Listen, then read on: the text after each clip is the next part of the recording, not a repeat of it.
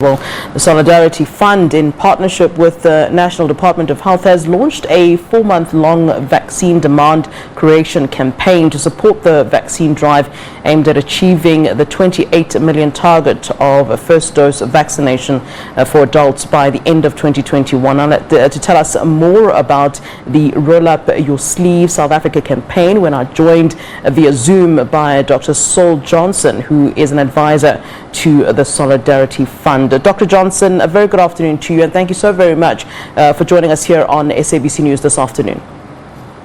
Hi, Flo, and lovely to be with you today.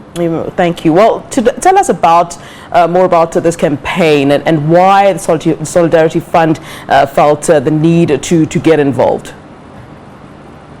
Yes, thank you. You know, the Roll Up Your Sleeves campaign, obviously Roll Up Your Sleeve has got two implications. The one is that we want everybody to get vaccinated because it's important for everybody's health. We are in a position, as you said a few minutes ago, that the numbers have come down in South Africa. That's enormously good news. But we are facing a potential fourth wave at the end of the year.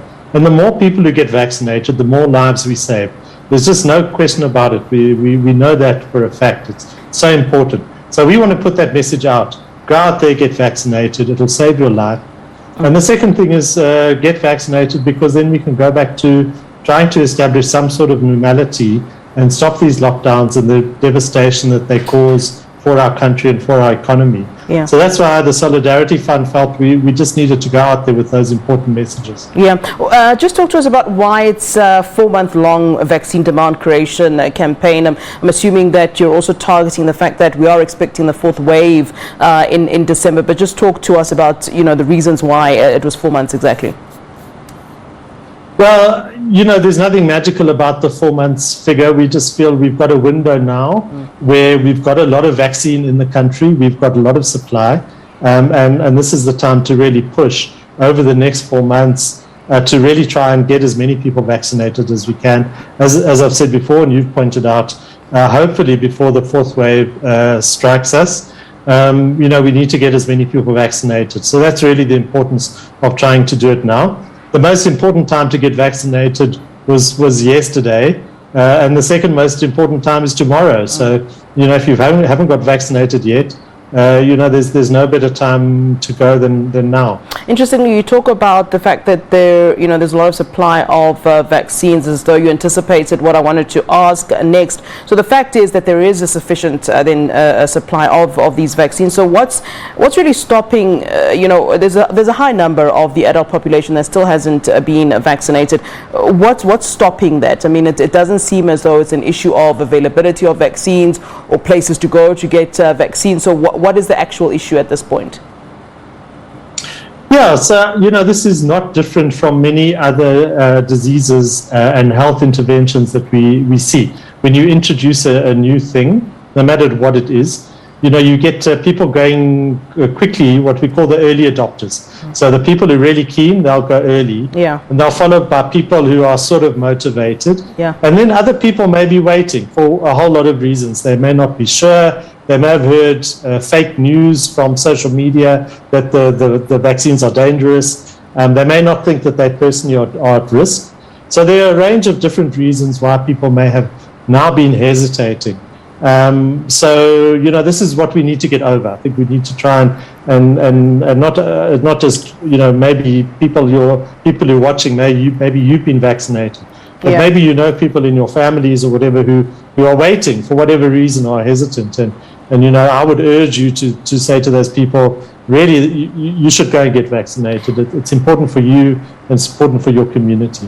How are you really addressing this issue of hesitation, apart from, coercion? I think a lot of people don't like being coerced into anything, really, whether it's good for them or not.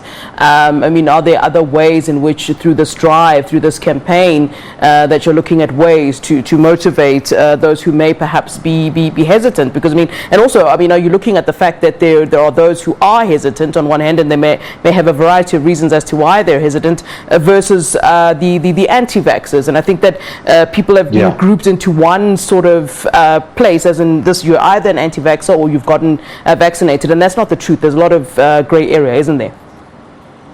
No, Flo, that's absolutely right. There's a big range out there. There actually, if you look at the data, there are not many hardcore anti-vaxxers in South Africa. Maybe only 10 or 15% of people say under no circumstances will they get a vaccine. The rest of the people are really people who are hesitant, they're waiting.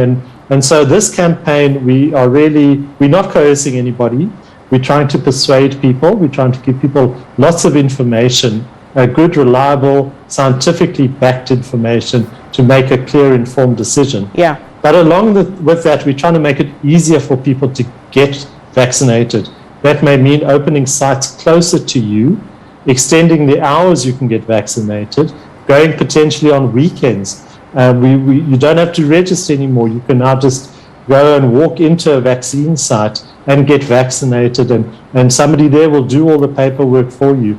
So we're also trying to make it as easy as possible while we try to persuade people and give people the best information to make an informed decision about whether they should get vaccinated or not. Yeah. But yes, I mean, over time, as you said, as you were saying, you know, if you are not vaccinated and you want to travel or you want to get into public places or go and watch a sports game or you know, go on public transport even, potentially it may get harder for you if you haven't been vaccinated. That is the truth. Yeah, and I mean, let's be honest, the rollout program in South Africa didn't really start off very smoothly. I mean, we had a lot of stop and starts in the beginning. I mean, I remember our first batch, there was this huge issue about the vaccines having expired.